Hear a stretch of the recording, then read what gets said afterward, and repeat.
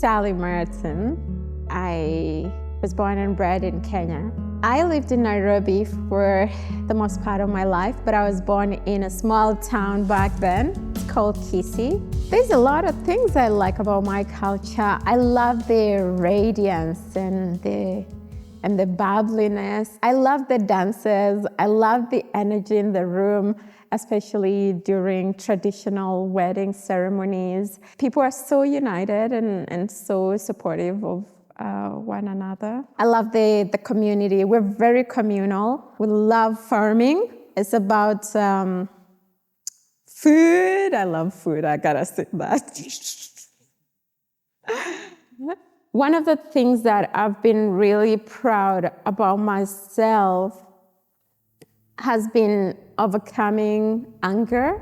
I was very playful as a child, but into my early adulthood, I struggled with anger, and it was very destructive anger, I would say. I would have really bad outbursts, and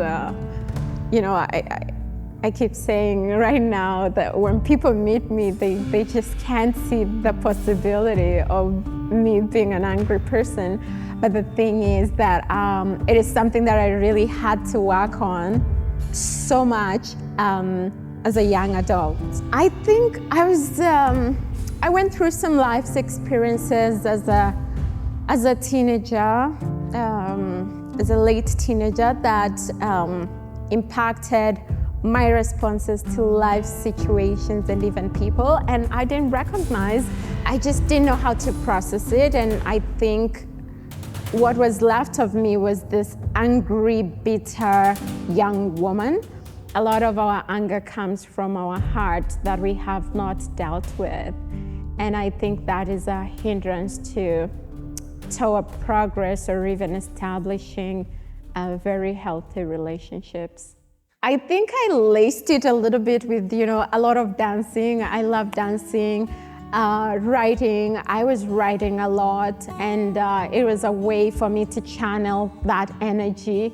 I worked out a lot. I would run like crazy. I would wake up at 5 a.m. and do like a 5-kilometer marathon, go to the gym after that, and in the evening go for like an aerobics class or a dance class, and then at midnight go for like some salsa dancing. So I had very little sleep, and I had so much energy, which to some extent I still have, but I think I had so much energy because I had so much anger, because anger is just usually energy.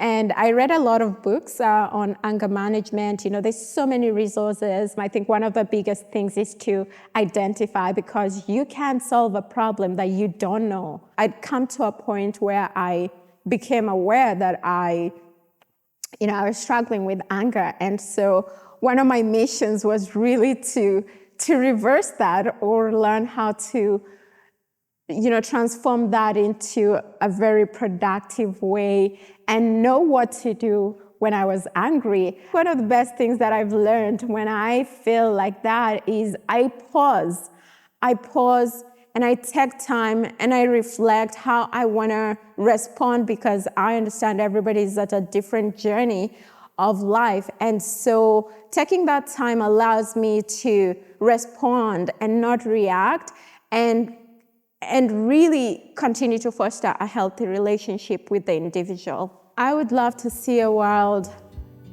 that is peaceful, because when we're peaceful, we're so full of life. There's no hunger if there's peace. There's no violence if there's peace. And with peace, we can be able to radiate so much love for one another.